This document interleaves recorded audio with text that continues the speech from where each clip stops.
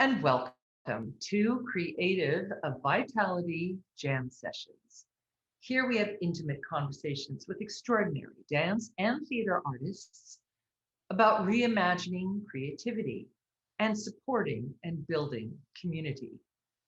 CVJS and I walk in solidarity and as allies for equality, justice, and respect. Black Lives Matter. Let's unite. I'm Helen Pickett, and today's amazing guest is Penny Templeton, renowned acting teacher, coach, director, and author. I am so excited to welcome Penny today to the program. And I had the luxury of studying with her for a couple of years. Penny, welcome. Hi, Penny. Hi, Helen. Hi. It's so wonderful to see you. It's so great to connect again.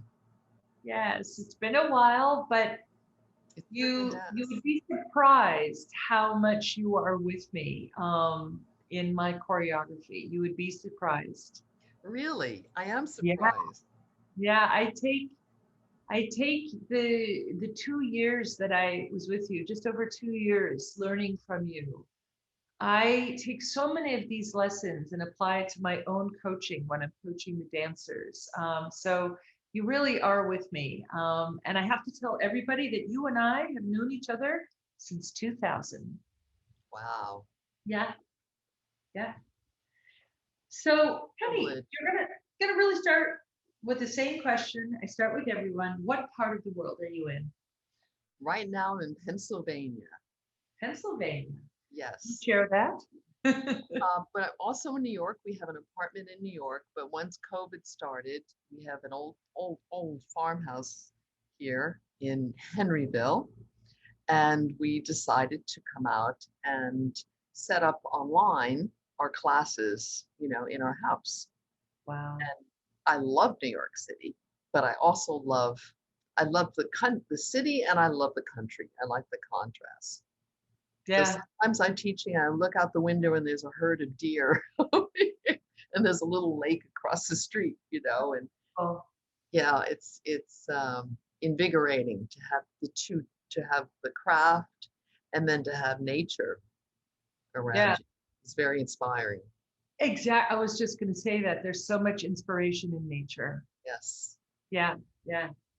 So Penny, first of all, I need to tell you again how much these 2 years influenced my approach to choreography, to coaching. I just need to really, it's very important for me to express that to people listening, because you never know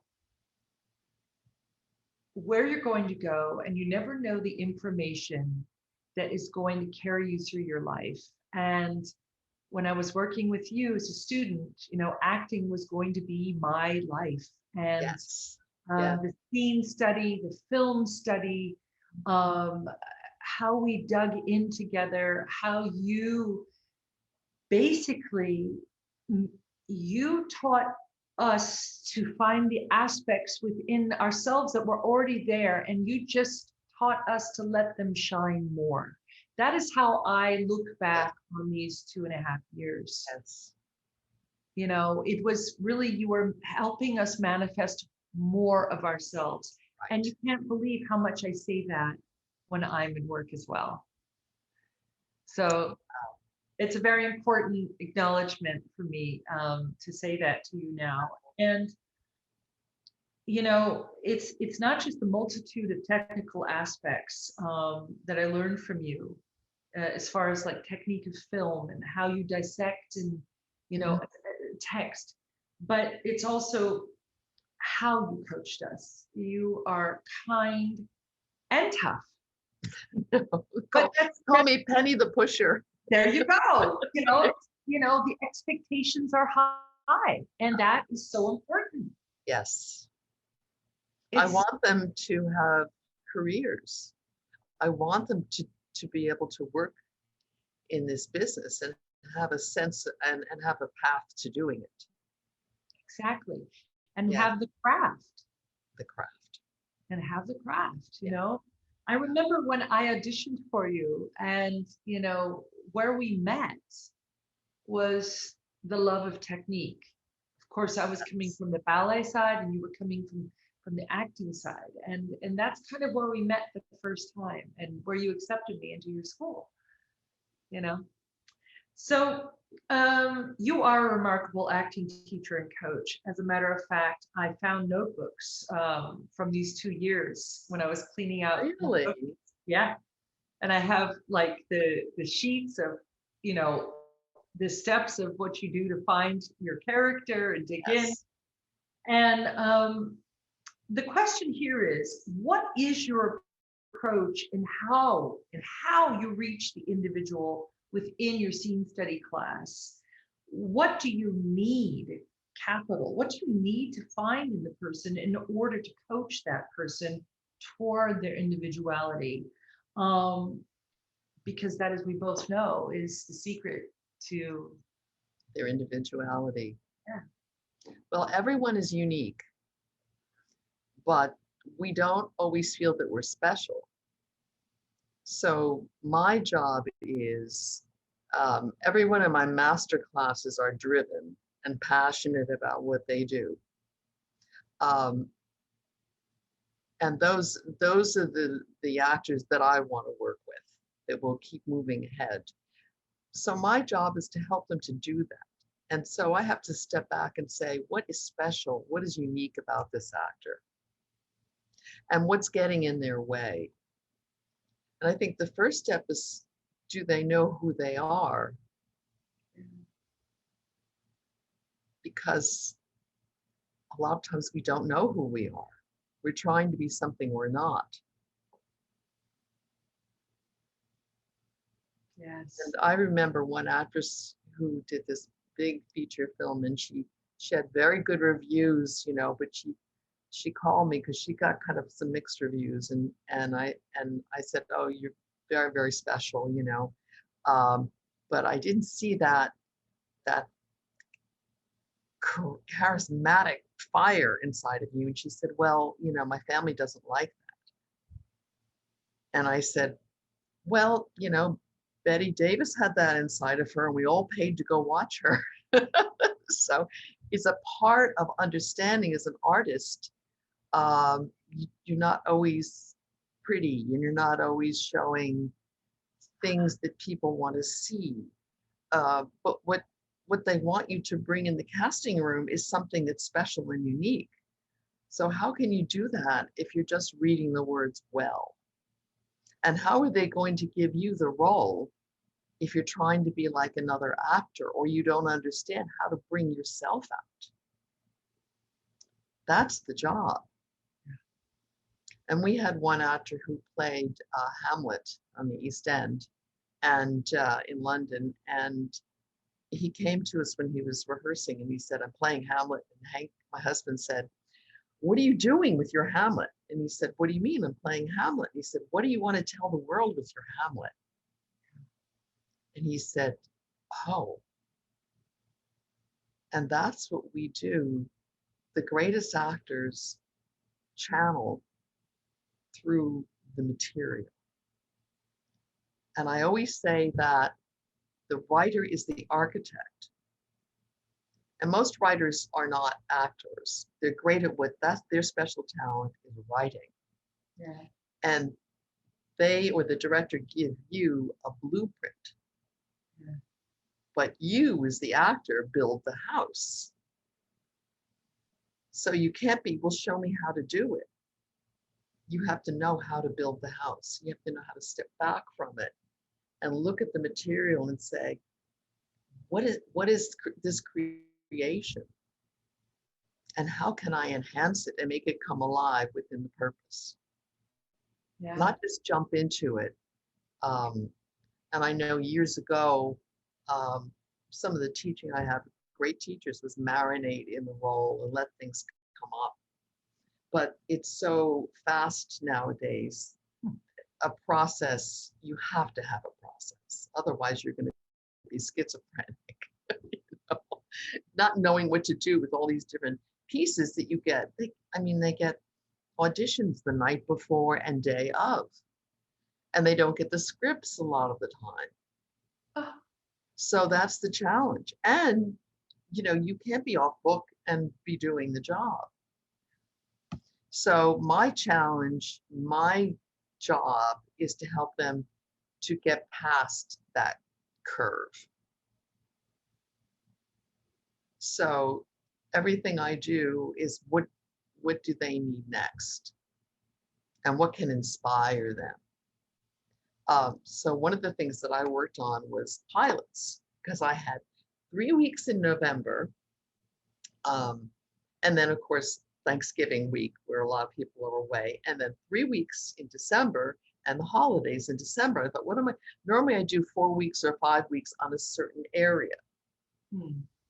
And we kind of combine it at times, you know, into a play or monologues or, you know, different themes that we try to accomplish for the year. But I said, what am I going to do with 3 weeks and 3 weeks? And I thought, oh, I'm going to put it together in 6 weeks and do the craft of pilots. Because I needed to know. I mean, I work with movie actors and film actors and theater actors, but I don't know the specific process for pilots. I don't know the craft of pilots, so that we're all going to learn. So I started giving them different pilots each week. I became a casting director, which was funny because here I was marking up the scripts with scene 1, scene 2, finding pilots that I thought would, you know, a medical pilot, a police pilot, that would give them the experience that they needed. But we started with 4 pages, and then 6, 8, 10, 12, 14 off book. wow. And I said, you're going to hate me in the beginning, but you're going to love me at the end. And that's what happened. And now I've been doing it almost 10 years. And they come in because some of them have done it. A lot of them love to take it because they know it's what they need, and it carries them through the rest of the year because they get scripts and they can really digest them. Right. And they didn't just memorize them, but they had to break them down. And they also had to have a journey and colors, and they were double cast. So, you know, a lot of times when I don't know if I did it when you were in my class, but when I do a play, everyone plays the same roles. If we're doing Scottish play, you know, I have female Macbeths and male Macbeths, and, you know, because I want everyone to do the great roles, and they see each other's work, and they can't copy each other. They learn they can't. They have to find it in themselves. Well, I love what you said. What does your Hamlet have to say? Yeah. I mean, that in a nutshell is so personal. It takes it away from the iconic Hamlet, and it's, what does your Hamlet have to say? So, right. Because that's the beauty about great writing, is that it is something that we see in ourselves when we read it. That's when you read a great play. It's like you see yourself in it. Right. And I don't see yourself in it. Otherwise, you're disconnected. Exactly. You have to find yourself in it, even if it's not like you. And what's so special about that is we get to play. We get to be all different kinds of human beings. Yeah. I mean, who else has a job like that? No, who else has a, so you could play a murderer, but that murderer is still a human being, and you have to find what makes that human being click. Yeah, when I was in the middle of creating The Crucible, I said, you know, the villains are the most fun, because you never get to act like this in real life, and you get to go to town. Yes. You know? Yeah. Yes. Yeah. So, Penny, 30 years of artistry, the culmination of 4 generations of theater actresses. In fact, you were warned by your theater family not to go on stage. Please explain how you got the bug. You know, was it because they told The you bug not was to? bug is in my DNA. That's what I thought. That explains it. Yeah. My great grandmother, my grandmother, my mother, and I'm the fourth generation. And my great grandmother eloped with the love of her life, and she was disinherited from her family in England and Scotland. She came over in a liner, and Tony Pastor, a famous producer, heard her sing. And he said, I can make you a star. And her husband went, no, no, no, no, no, no, no. And they said, don't worry, we're fine. We're well off. We're fine. We'll be good. And then a year later, all their money was gone. So she called Tony Pastor and she became a concert singer. And then she did Princess Ida with Gilbert and Sullivan. She was one of the original roles in that. And then she had a tragic ending. She fell off of a horse in Central Park and was dragged and died a year later. Oh my God. And then her father didn't know what to do with my grandmother because Tony Pastor was putting my grandmother on stage at the 14th Street Theater every night with a little ditty called something about flies. And he was horrified. So he put her on a boat back to England. And then when my grandmother turned 18, she came right back. So it's just there in the family. And we used to say about my grandmother that when she hung the clothes on the line, the birds would all stand at attention. It was so theatrical. But, you know, I loved, you know, I would watch early television, Omnibus, and I was 5. My mother just thought it was extraordinary that I could watch a movie about Lincoln, you know, an episode about Lincoln on Omnibus. And, but it was just there. And they really didn't think that I could make a living doing it because it's very, very hard. It's very, very difficult. And then we lived in New York, Stuyvesant Town, which I loved. And then they moved my sister and I out when I was 5, and I'm like, where are we going? Where are we going? So we moved to Rockland County, and then eventually we moved to New Jersey. And there just wasn't a lot of cultural outlets there. So when I was in high school, I would go to the library, and I always found others, you know, like-minded, and we would get together and read plays and make discoveries. And then I had a wonderful drama teacher who actually said to me, you would make a good drama teacher. And I remember I said, no, I'm an actress. Yeah. And he came to our 50th reunion, and I reminded him of that, and he didn't remember it. I said, well, I did. You know, I looked back on that. Yeah. And so I was in this town of Westwood, and I would be in the plays, you know, in high school. And then I wasn't allowed to go to school for drama. So I went to school for retailing, and I worked for Bloomingdale's, which was like doing theater. Bloomingdale's in the 60s. Yeah. You know, they had model rooms, and they would create these spectacular model rooms around famous people. And the famous people would come, like Jackie Onassis and Picasso, and they mentored everyone in the store at that time. It was wonderful. So I found, you know, I found what I needed in the craft when I worked for Bloomingdale's. I still think very fondly back on the fashion end of it, and the ready-to-wear and the home furnishings, and you know, I remember I also had delicacies as one of the departments I had, and the buyer would have these meetings, Monsieur Gampour, and he would teach us about foie gras and all the provinces. It was amazing. And then they had a show about China, and Nixon came, and every department had something from China in their departments. And then they had India. It was just a wonderful, cultural, spectacularly theatrical experience working for them.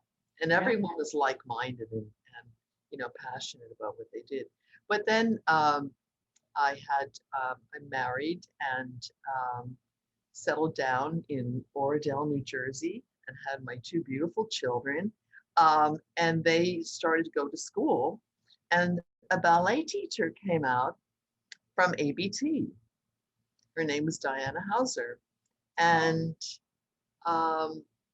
she opened, a studio, and I started taking exercise with her. And then the class was so excited about ballet, she said, I'm just going to teach you ballet. And then she started a company, and she made her own costumes, and her costumes were unbelievable. And she taught us about the craft of theater. Then she took us to see the opening nights at ABT twice a year. We would all go in on a bus, and we would sit up in heaven. And she'd say, that's good. Now you can use your binoculars and you can see everybody close up. And then she started a company, and I would play roles in it. She did Midsummer Night's Dream, and she decided that she wanted the lovers to say the words. Oh, wow, great. She brought acting because she wanted the audience to have the experience of what Midsummer Dream was all about. So ahead of her time, I have to say. Yeah. Yeah. Yeah.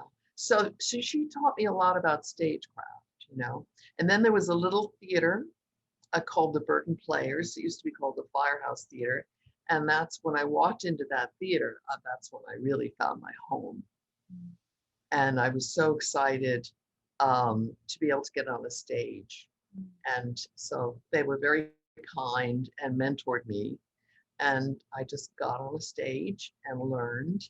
And then Paul Sorvino, the actor, opened a theater nearby in Teaneck called American Stage Company, a brand new equity theater. And I was able to get into his class, and he was a terrific teacher, very smart, and a Renaissance man, a sculptor, a boxer, and he also knew about the business. So he would talk to us about the craft, which he was very passionate about. And he would also tell us about how to use it out in the world, which is very helpful. Yeah. And then they did the opening production of All the King's Men, and they asked me to audition for it. And I said, oh, I'm not ready. It's mostly men. And they said, no, come, come. I said, and they said, no, come, at least you'll meet the director. So I went, and Paul Andriatis, who directed Crucifer Blood, he wrote and directed that, and also Amadeus in London, and he cast me as Paul's wife. So that was an experience. How? Yeah, because they had to fire the director, and then it was one of those. It was, we're going to have 6 weeks. Oh. Wow. And then the director wanted to rewrite part of the play, and they said, no, you can't do that. So then Paul was directing for a little while. Then they brought another director in and replaced some of the cast who walked. I mean, it was the opportunity of my life. Why would I walk from that opportunity? Yeah. Paul Sorvino mentoring us, and so I was definitely a part of that, and it was a great experience. It came out well. Oh, Paul decided to replace all of the lighting, but it wasn't ready in time. So the week before, they kept saying, "You'll get on the stage. You'll get on the stage," and so finally they said, okay, we're going to get on the stage, but we're going to talk first. We're going to do the play. So we did a table read of the play, and they said, guess what? You can't get on the stage today. And we're like, what? And they said, you'll be on tomorrow, and it'll be a great adventure, and you'll all be fine. And he was on a talk show several years later, and they said, what was the most, not disastrous, but the scariest experience of your career? And he talked about that production.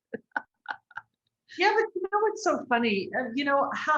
How many artists do we know? We all have those stories, and look how you're talking about it. We hold those stories so dear to our heart because that is where we have learned so much, where Yes. it's like, where you're like, if I can weather this, I can weather Whether anything. anything.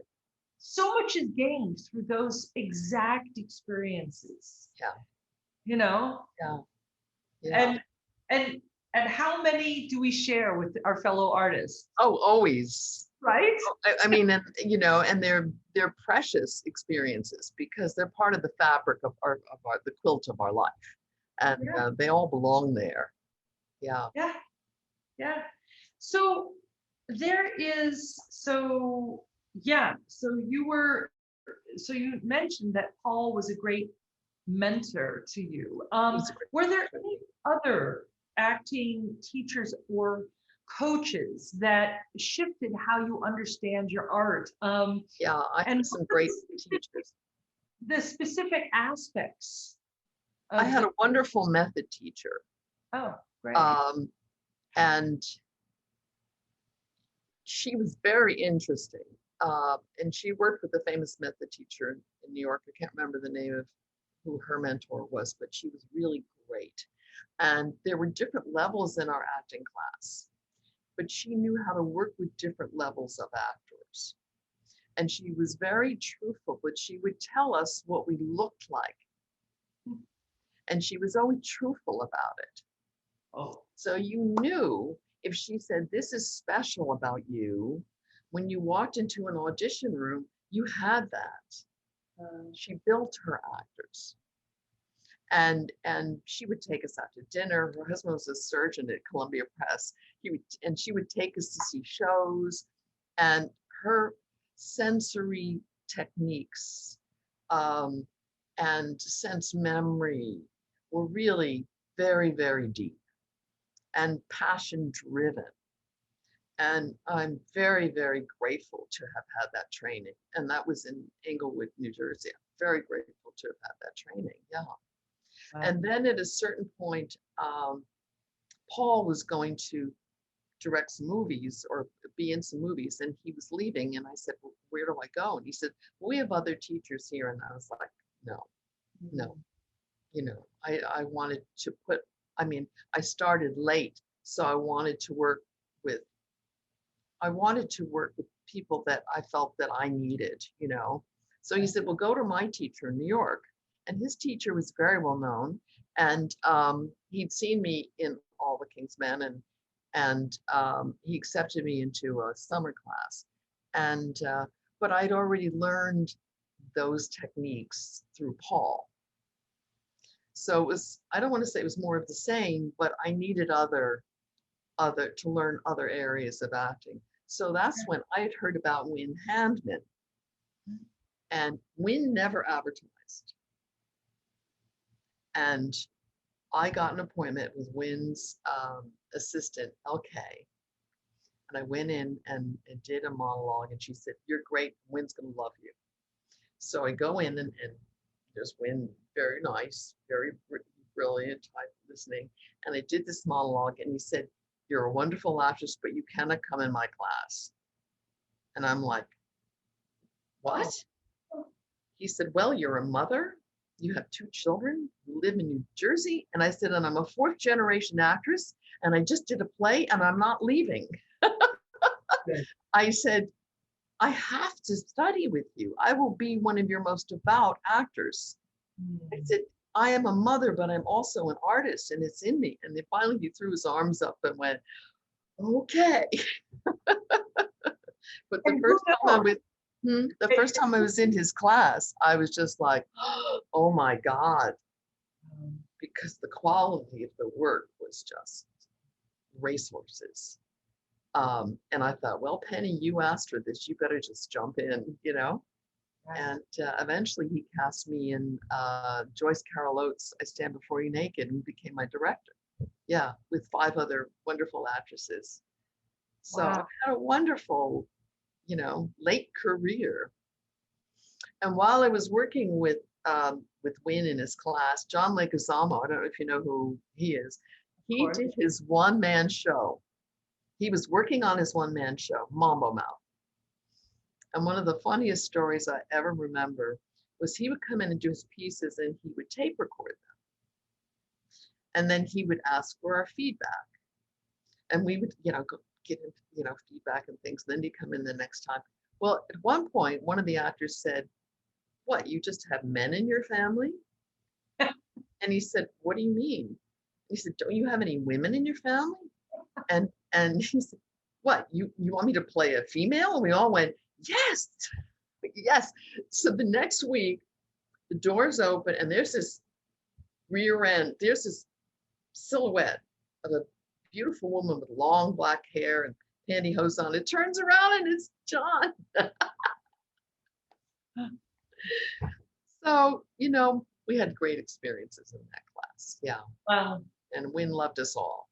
Wynn always said, "I love you. I never take an actor into my class that I don't love." And when I first started teaching, I was like, "I'm jealous of that, Wynn. I'm jealous of that." But now I have I'm the same position where I only take in actors that I know that I can help, that are going to stick with it and move forward with their craft. So it's been a great journey. And Wynn died of COVID a year ago. No. Yeah, it was really sad. Yeah. And his assistant, Billy, who's now a teacher and a wonderful teacher, became very ill from it. Yeah, it was sad. I'm so sorry. But he lives on in all of us. And we always talk our stories about, Wynn and, how he loved us and how brilliant he was and how special we were to have had him. Yeah. I'm amazed at you just said Wynn died of COVID. Like, this keeps hitting. I'll be talking to friends, to fellow artists, and they said, "Well, so and so passed." It's mind-boggling. But when you hear the numbers in the country, of course it's going to hit you. And my ballet teacher, Diana Hauser, died, and I'm pretty sure it was COVID. Yeah. Yeah. Oh, Yeah. wow. Well, Penny, this is going to be a long intro, but there's a question coming. Yes. So in 1994, you opened the Penny Templeton Studio. Yes. With Hank in New York City. And you have had and continue to have a very rich career, not only as an actress, acting teacher, coach, but also a festival judge and director. Mm-hmm. A few highlights include, and you mentioned it, but I'm going to say it again, a starring role in Joyce Carol Oates' I Stand Before You Naked at the American Place Theater, and as Paul Sorvino's wife in All the King's Men, a finalist judge for the New York Film Festival, Daytime Emmy Awards, and the Cable Ace Awards, and as a director for off-Broadway shows. For example, The Rise of Dorothy, Hale, and Katy. Your unique teaching methods and techniques have been featured in articles in the Wall Street Journal and national publications. And you were selected to teach acting for the camera at Columbia University for the Masters of Fine Arts program. This is all amazing and all contributing to the other branch of your artistry. It's extraordinary, your writing. Please tell me and us more about your lauded book on the craft, business, and art of acting, entitled Acting Lions: Unleash Your Craft in Today's Lightning Fast World of Film, Television, and Theater. It has been referred to as an acting Bible. What brought you to this endeavor? What aspects did you observe in the acting world today that stimulated to write this book? And how have you noticed the effects of this increased speed in your art form? Well, I wrote my book 10 years ago. Oh my gosh. So, wow. It's coming. And most of it still holds up. I have to do a new edition with green screen, and Zoom. But I've been reading through it to bring it, and it holds. it took me 4 years to write my acting book. And I didn't write it when I was first teaching. People would say to me, when are you going to write your book? Make a lot of money. I was like, I'm just trying to figure out how to teach. Yeah. And I'm sure you understand what I'm saying. Yes. When you've been a performer, teaching is different. It's a different art. You have to know how to express it. You have to know, I always say my actors are different recipes. They are, and you have to know,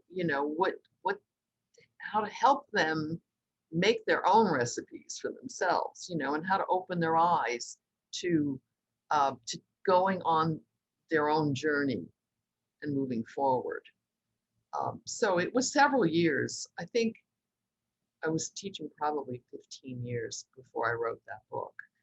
And all of a sudden, the work started to get loosey-goosey, and things started to come faster than the actors could cope with it.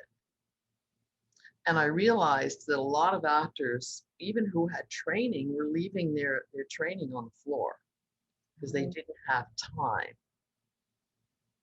So I felt that needed to be addressed with a process and an understanding of what you're doing so that you don't get lost, so that you don't go, oh, what do I do with this play, or what do I do with this screenplay? And that was part of my own journey of figuring that out. Because, when you're acting, and then when you're teaching, you learn a lot of things that you say, oh, I wish I'd known that when I was acting. Oh my God. I'm continually learning that, So like this month, we're doing self-tapes. So the actors all get a self-tape 2 days before. They tape it, stream it. We all look at it on Zoom, and then everybody's the casting director, and we give them notes, and they do the scene again. And they all do the same. I had 2 scenes, so half the class did one scene and half the class did the other scene. So they get to see a lot of other actors doing those scenes also. But we're learning about, the technical aspects, and what's important, what's not important. And what CSA, the casting, I don't know what it stands for, but I saw a wonderful 2-hour tape from CSA the other day, and they were saying, one casting director said, someone will come in and I'll say, well, that was really good. He said, but we're looking for the 20% who come in and say, I want to show you this. Yeah. And that's what artistry is about. It's not about saying the lines well. And sometimes I call that cheap acting. It's about, and I always say, the most important thing is not to jump into it right away, but to step back from it and say, why did the writer write this? Because you need to know what they need to see in the room. So if you're just saying the words well, what is that? That's not a craft. A craft is somebody who makes something. And you also have to realize that when you're auditioning, the casting director is your helper, but you're really auditioning for the director and the producers. And I always tell that to the actors. If you're afraid to do something because the casting director may not, but we say to yourself, do I think a director would want to see this? Because directors are a little more open. So there are some rules that are meant to be broken. And I think that artists, that's part of their job, is to shatter the glass and show us new artistry that's moving forward. And Bryan Cranston, and he was best friends with the actor who mentored me on All My Children, James Kybert, who's a wonderful actor. And I played everybody in Pine Valley. And then he said, train you to be my coach. And that's how that became my day job. Oh, well. You imagine I was doing theater at night and I was learning to be a coach. So he had me talk to the lighting people and the camera people and the casting. And I watched all of the auditions. I mean, you couldn't pay for this kind of training. And then other people started coming and wanting to work with me. And that's how that bloomed. But he and Brian were best friends. And I don't know if all of you, your audience knows Brian Cranston, but I think most of them do. Yeah.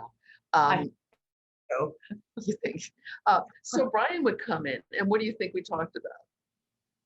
Acting. Oh, okay. I mean, we were working on acting all day, you know, on set. But James said, I need an approach that's going to help me to get deeper, because he had all of these lines and he had a hard time memorizing his lines. And that's why his wife Susan suggested one of the reasons, and his scene partner didn't want to, you know, rehearse. So so we put our heads together, and it was totally his idea, but we put all these blocks together, and after a year we had a process. And a lot of it was things that we learned from others, but it just worked, and it still works, and I'm still teaching it. And when I was watching the casting director, it's probably the Casting Director Society of America, that's probably what it is. And there's one casting director, and she said, you know, I meet actors during COVID, and they go, you know what you're doing, because you have to do it all yourself now. Oh, you don't break your scripts down, so you don't have a process. What, just be in the moment, man? That is not the same thing. And Brian talked to the actors at drama. I through James and Susan, reached out to him for the Drama Bookshop's 100th anniversary. And he came, and he was so incredible and generous. And we were downstairs. You could have heard a pin drop. And they asked me to interview him, I was in the cab with all my notes, and I was like, I'm going to interview Brian. And I went, F it, I'm going to have fun. I'm interviewing Brian, you know, so we had a lot of fun together. And, but he told one story about how he had auditioned and auditioned and auditioned and hadn't gotten anything. And he said, you know what? They don't like my work, so I might as well do what I want. And he said, I've been working ever since. There you go.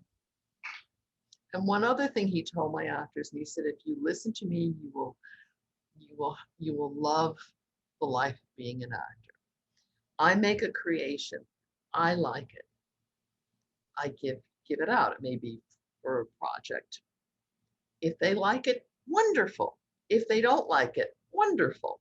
I like it. Yeah. And that doesn't mean that he can't be adjusted and take direction.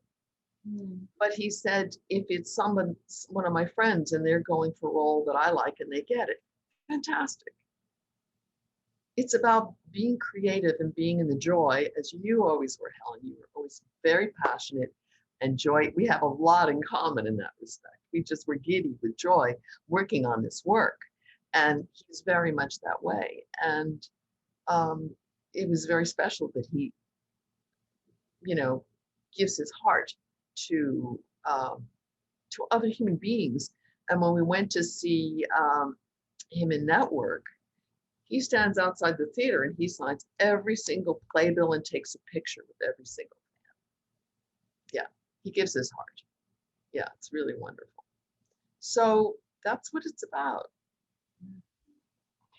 Yeah, I mean, again, you know, okay, we have some more questions, but when I'm listening to you, and of course, you know, going down memory lane with you, and then I think about the teachers in my life, the artists who I also revere, it's always the same. There is this unmitigated joy and love for whatever craft, your art, whatever art you're practicing. And That's the thing that gets you through the hard times, you know, Yes, talking because about you have to do it. you have to do it. That's exactly what I The say. guys I work with now have to do it. Exactly. And when we were working on self-tapes last night, I said to them, you know, the only way you're going to be proficient with doing self-tapes is not just doing an occasional self-tape. You have to do it on your own. Get scenes, tape yourself. You have to do the work. You have You to do can't the work. just do the study and do the work occasionally. And you Yeah. can't just do it in a once a week class. It doesn't happen that way. Yeah. So Yeah. You know, that's why I Face think hard for yourself. Mhm. ballet dancers have that discipline. And I think Yes. dancers that go into acting, that's Yes. an inherent thing that we've had to learn. So it's like, well, of course we do the work, you know? Ballet dancers, I love working with ballet dancers because I worked with Tyler Peck for a short period of time. Oh, And then wonderful. she was asking me to coach her for a new ballet that she was doing, but it went out to LA, so I didn't get that opportunity. But when I would talk to her about acting, I could feel her soul burning into her concentration was, I'll never forget the energy of her concentration. Yeah. Yeah. Yeah. So, Penny, you have continued to reimagine yourself throughout these 30 years, but a huge reimagining presented itself with the pandemic, of course. Well, I'd say of course, but not everybody chose to go with a new reimagining. You did. One of the creative undertakings was a full-length movie you directed entitled Pandemic Anthology, Speaking from the Grave.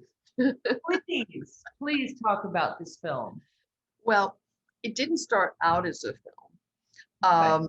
I was thinking, you know, through this pandemic, I've been thinking of what can the actors work on. And I was so blessed because when we came out here, we went online entirely. I said to Hank, I said, well, you know, we're going to have to button down the hatches, you know, because actors can't afford to keep coming to us. And so we were prepared and they all came back. They all said, you know what, I want to be prepared for when everything opens up. All of them came back. And so I wanted to give them things that would really help enrich them and also help them to find more artistry in this sea change. Yeah. So we did a play, Mercy Street, that was about 9/11 and a couple that were lovers. And after the buildings fell, their families didn't know that they were still alive and they had to make the moral decision, you know, whether to go back to their families or go to Spain. And, you know, so that was an interesting one. And I had a theater casting director, Jeffrey Dreisbach, came in and critiqued it on Zoom. And we blocked on Zoom and explored. And when they went into their areas, they were like, "Ooh, you know, I want to be with my compadres." And ooh, I said, "Wait a minute. You're in your own space. Your room is your stage. Go and explore your room. Go and explore your stage. Don't worry about it. Just do the work." Because I know from Skyping for a lot of years that, you know, when I'm Skyping someone like yourself, Helen, it's like we're in the same room. Our energy's exchanging. Exactly. I don't even think about it. And I knew that if they could just leave themselves alone and just do the work and figure it out, we could figure it all out together. It was going to be wonderful for them. Because a lot of people are like, "Oh, Zoom, it's horrible. It's this, it's that." Well, I looked at Zoom like early television. Because when television first came out, people were like, "Oh, it's television. It's not as good as theaters." It wasn't meant to replace theater, and either is Zoom, but there's certainly, it's opening up a lot of things to the world. So I tried to think of, we did green screen, which was important, and projects each month that would enhance their artistry.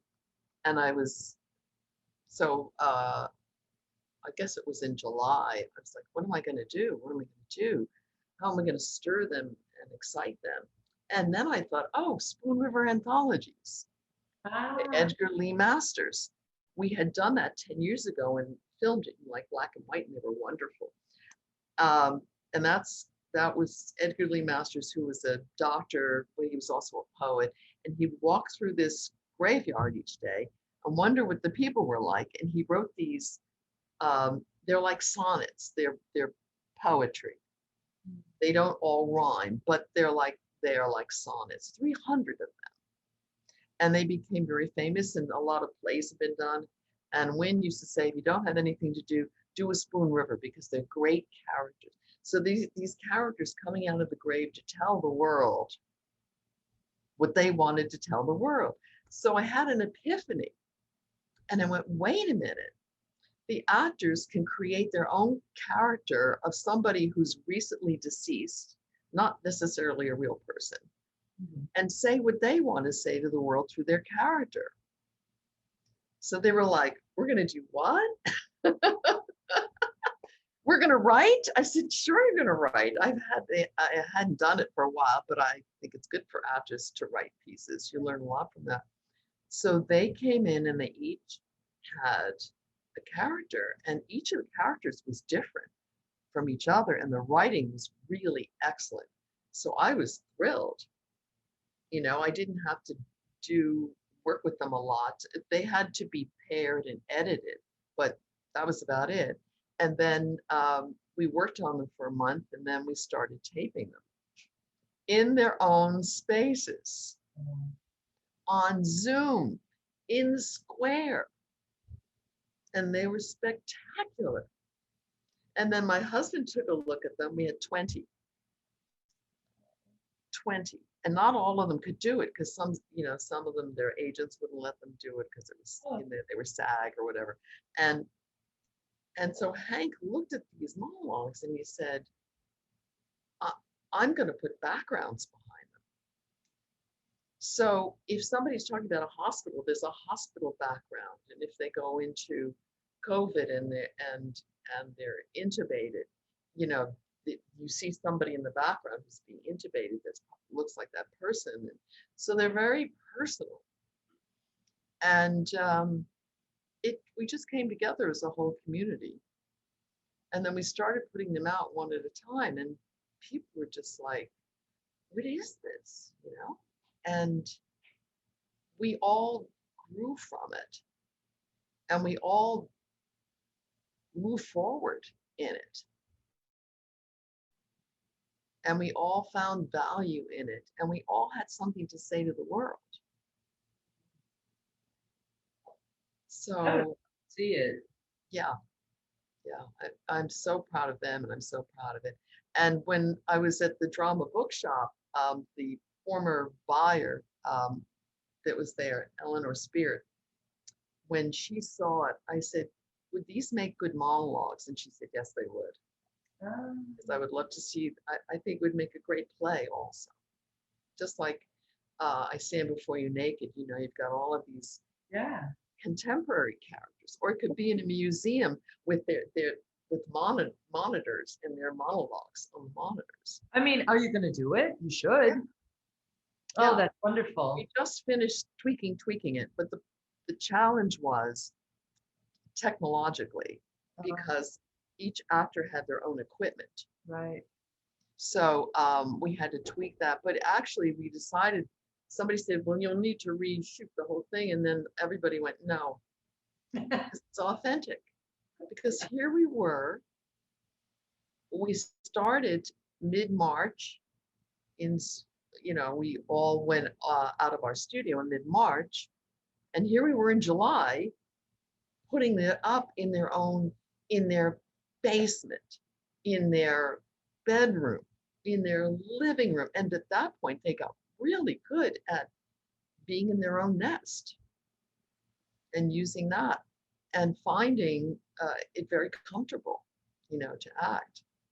So now they're just used to it, and we use backgrounds, like we were doing stillness So we did a scene from Dangerous Liaisons, and we had these gorgeous backgrounds, and they can see how they look in the scene.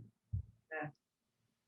But I had one scene from Shakespeare in Love, and the actor, I said, okay, Scott, Hank got a beautiful background of Venice with in twilight, and there's a gondola.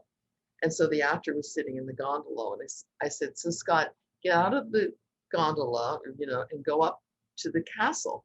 And he said, I can't, Penny. And I said, why not? He said, I'm on my bed. He rented a bed. So, but he did the whole scene. I mean, we figured it out in the strangest of circumstances. Wow. Yeah, I also I made 12 dances for film during the pandemic. Oh, I didn't know that. Yeah, wow, and I choreographed 12. everything on Zoom in my living room, and at least 6 of them were also made in the dancers' living spaces, and I called them home studies. And Wow. yeah. And then I was lucky enough to work with a cinematographer, and we actually shot it in his space. So I drove up to Boston, and but it was, I really enjoyed, and that's what I mean. I learned so much of what I learned from you when I started doing these dances for films, because I said we could get close, and I said, your performance is here now, your eyes, and what do you want to say? Again, yes. And one of the things that I learned, that I know I learned it after I worked with you, was one of my students, April Hernandez. She was working on a film, and she looked up and she said, I know if I look that way, the audience is going to understand how I feel. And I said, you know your face. Yeah. And she said, yes, I do. I said, you know the map? She said, yes, I do. So I immediately started putting the actors in light. And I said, okay, everyone, I want you to describe each actor in class. No expression, just how they look as a sculpture. And then I would have them look 12 o'clock, 1 o'clock, 2 o'clock, 3 o'clock, and describe what each shading did to their face. And I can't tell you how they have taken that and run with that. Wow. And know how to block their face. Just like Hank always says, blocking is any kind of movement in space. Right. So if you have a close-up, it's important to not just be like a flat pancake towards your camera, but to like a bust in a museum where the light is traveling, to show those, to be able to look down for a reason and then look up, and to have the audience feel while you're doing that. It's just wonderful. Yeah. One of the biggest challenges was sending the energy over the frames. Yeah. So we did a lot of Michael Chekhov work with invisible energy. And one night I said to everyone, because they couldn't see each other, I said, so you can't just imagine them on the other side of the frame. You have to feel them. Take the energy that's coming here and put it over here. And all of a sudden, one couple, all of a sudden we felt it. And now they're all doing it. Well, Penny, isn't it just like, how I equated this whole new world, right? New for me, this Zoom world, is I said, it's just another proscenium. It's another kind of proscenium to jump the proscenium and make that feeling, the movement, the sense land on the spectator's skin, the other side. How are you going to jump your proscenium? Oh, I love that. I'm going to share that. Because it reminds me. I've been saying to the actors, we're doing film on, people are watching it on watches. We're going to have things you're going to hear podcasts, you're going to click and hear, and holograms. They're already working on holograms. Right. because people that want to work for their home, they want to find a way that people can feel like they're together, so they're perfecting it. So it's happening. It's going. It doesn't mean that it's not artistry. You have to find the artistry. Oh, yeah. I mean, like we started, we both agree. I mean, inspiration's all around you. It's all art. Yeah. Yeah. It's all art. So, Yeah. I just did my first virtual reality dance that people will watch with an Oculus. What? Yeah. What's an Oh, you mean what? The Oculus, the 3D glasses. Yeah. Ooh. Right. And here's the big conundrum. The camera is in the middle of the room, so you don't have an audience. So this film, the camera all is like a round thing, and these dancers, that was their audience. So they played, they danced to the camera. And the thing is, I could do all the blocking, I could imagine and have a sense, but I even couldn't watch it on screen. I couldn't watch it as it was being filmed, because you can't, Wow. at least in this particular situation, I could not watch how the dance was being developed, because it was being developed with a 3D idea. So with an Oculus, you can have the glasses on and you can turn yourself in the room and see any dancer you want to see. And that was a leap of faith. Yes, and you can't turn this down. I want to talk to the artists out there. I have actors that say, "Oh, I hate Zoom," and I go, "Well, have you studied it? Have you studied the craft, or did you just do a scene class where it was on Zoom?"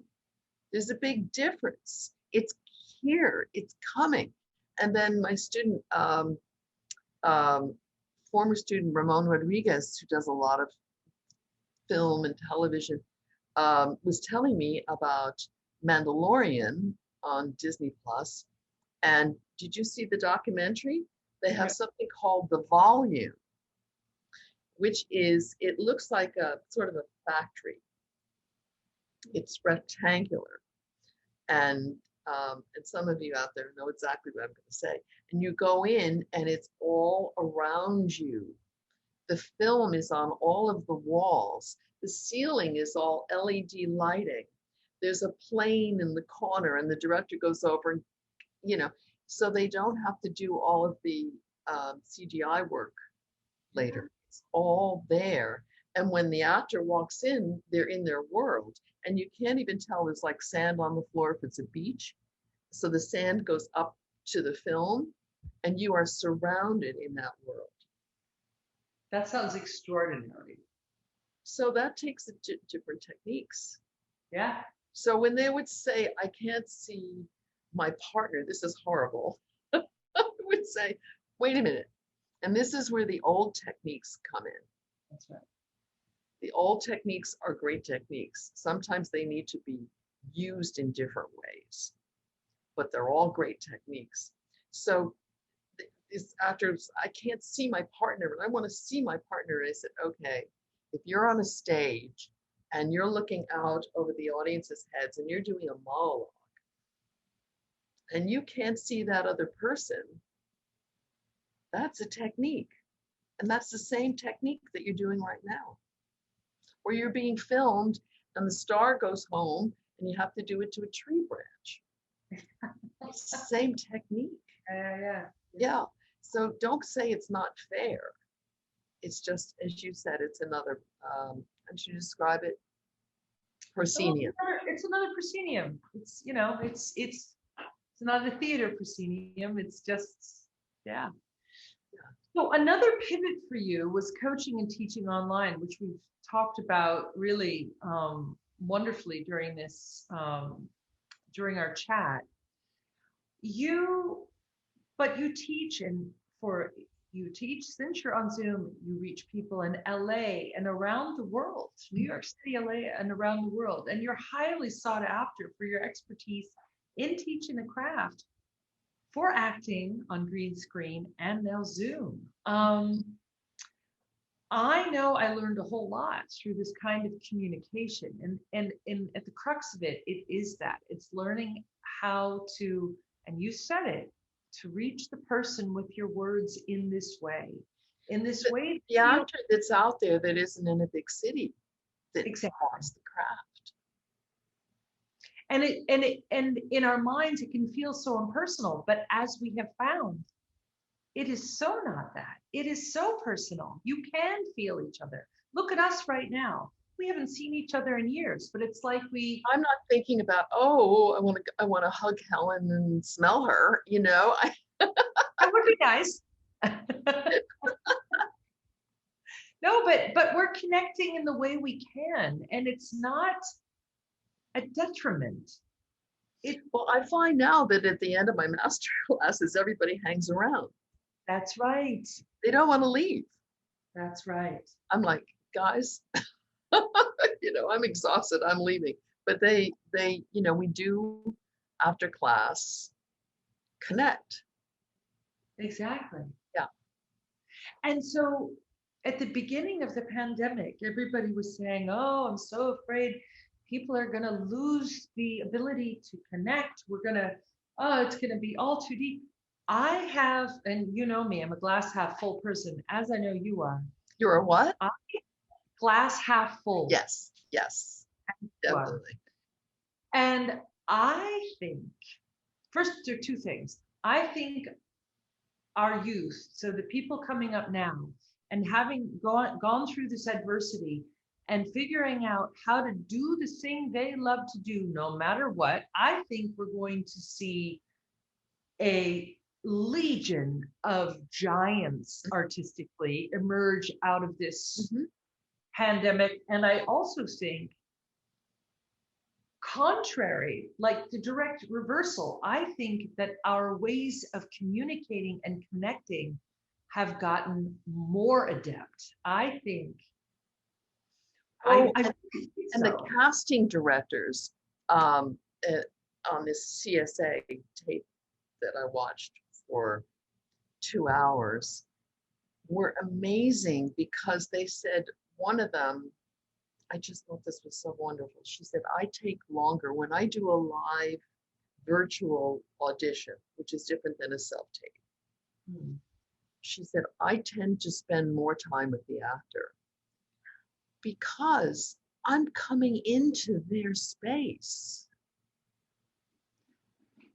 Yeah. Do you artists out there know how powerful that is, that they're coming into your home? Yeah. She said, I feel like a guest in that artist's home.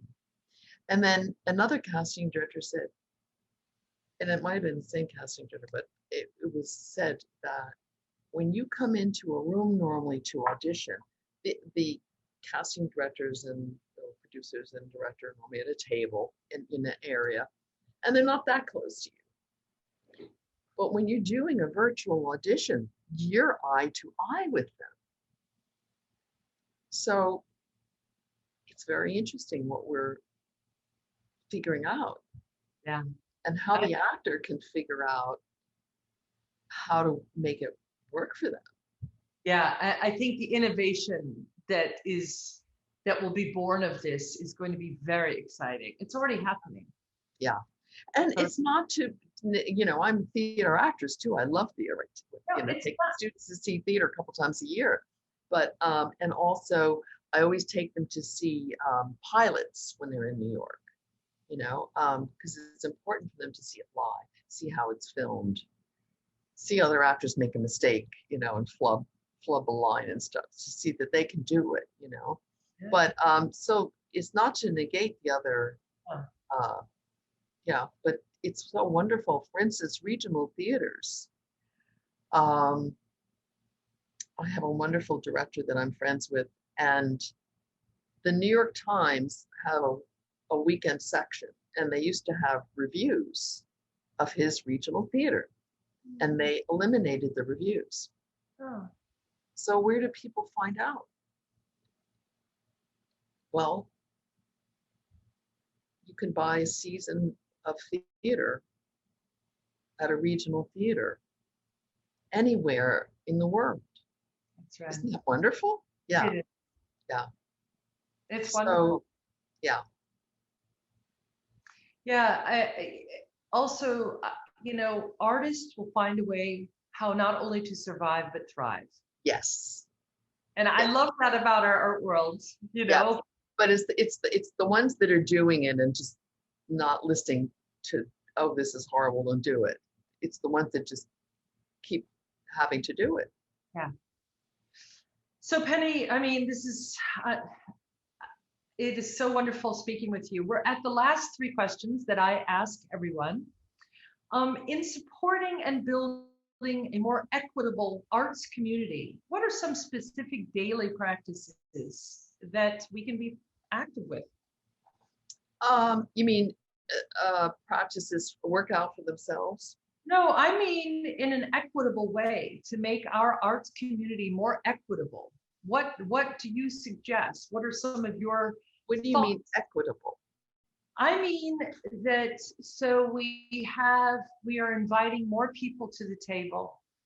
So it becomes a more an inclusive practice, our art world. So we are more seats at the table, that it is opening up to more communities. And so I asked this question of everybody, is there some specific daily practice that you can think of that would make our art world more inclusive? I think it's just about opening ourselves up to the world and not trying to hold the way we've done it for so many years. I think it's about being open. And I think it's also about realizing that we as human beings have to connect. As artists, it's very important, the connection, because that's what we do as actors. We connect feelings.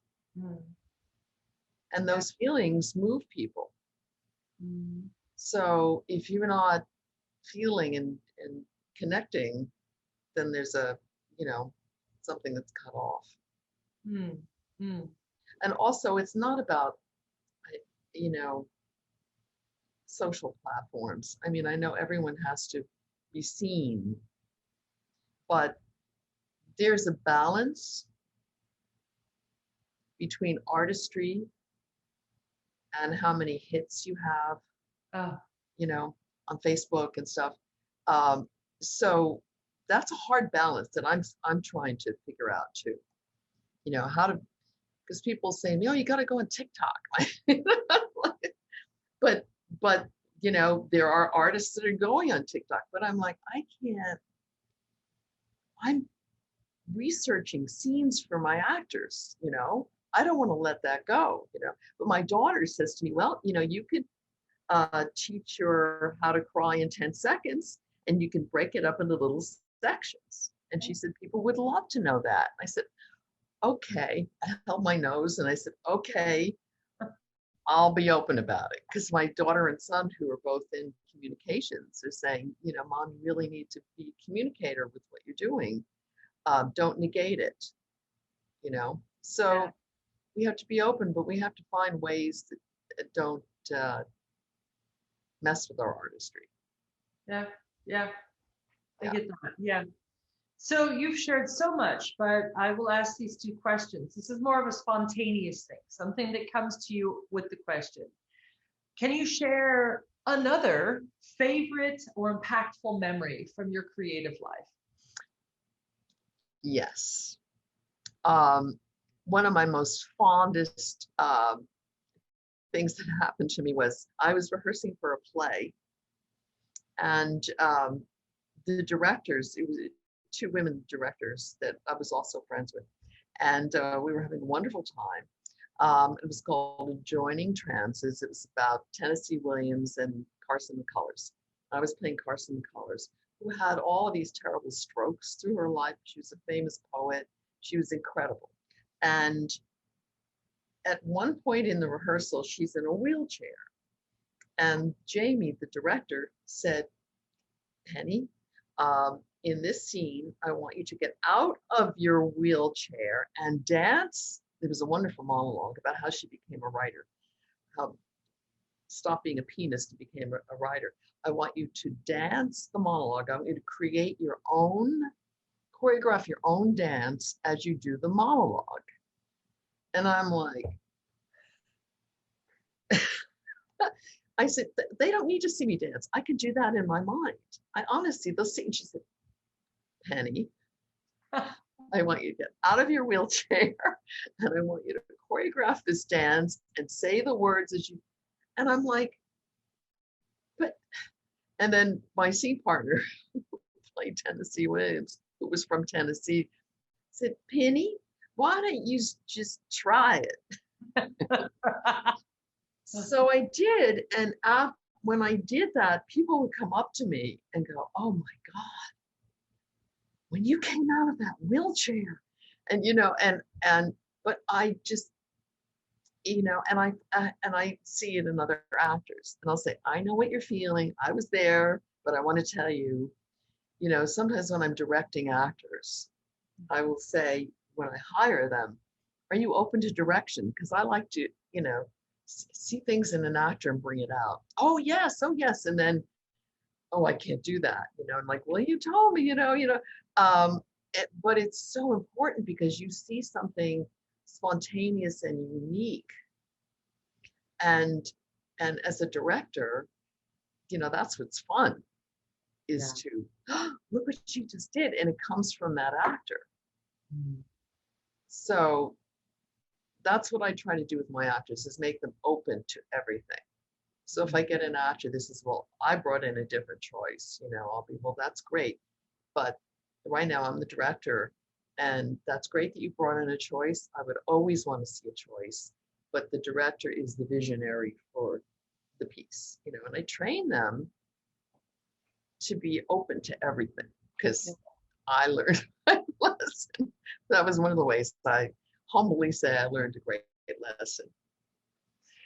Well, it kind of goes into the last question, because you just shared that insight of staying open as an artist, but do you have another insight about living a creative life? I do. I made a big decision for myself. And sometimes actors are faced with a decision. If you are meant to be an artist, if it's all you can think about, as we've been talking about, and you can't do it, it's going to burn in your heart.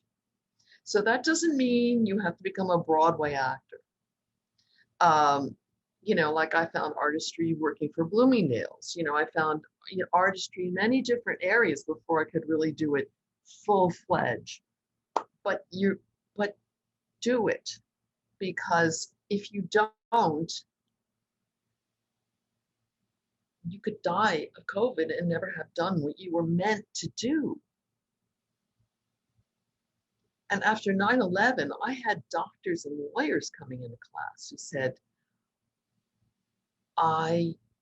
being a doctor now, I always wanted to be an actor, and I realized that that's what I should be doing. I don't have to live the high life. I just want to do what I should be doing. So if that's burning in your heart, don't let it go to waste. Find a way to access it, because it's the best decision I ever made was, and I wound up being a teacher, which I love. But Hank and I live with such passion, doing what we love to do. One time, Hank was in the hospital, and some of our students came to visit him, and it was so lovely. It was a Sunday, and we were all talking, and we were talking about the craft and this and that. And they went, oh, Hank, you're sick, and we're talking about acting. And Hank and I started laughing, because that's what we do all day. It's what feeds us. Yeah. So. Oh, Penny, what a joy. What a generous and insightful chat. I'm so humbled and so happy to sit here. I just am so excited to exchange with you, Helen, because we've always had kind of the same heart about what we do.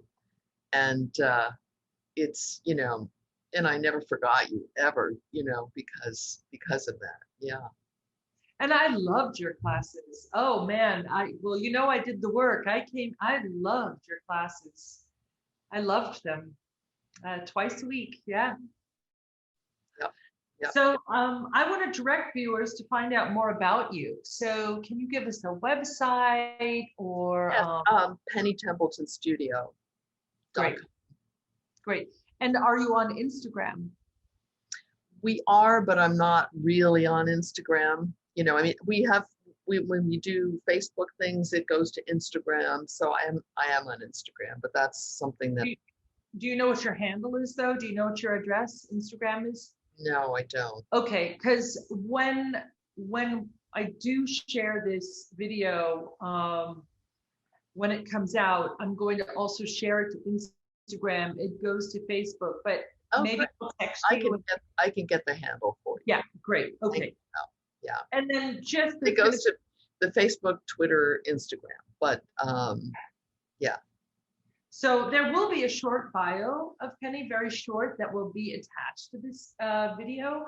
And just before we go, our next guest will be John Malik, a freelance choreographer and artistic director and founder of Ballet Boy Productions. So Penny, I want to thank you for this amazingly generous, giving chat that we had. You just made my day, and thank you so much. Thank you for reaching out to me. Oh, of course. Gracie Smith, thank you so much. You're amazing. And thank you to our artistic community. And actually, Penny, I hope to see you soon. We will see each other soon. Thank you. Bye. Bye-bye.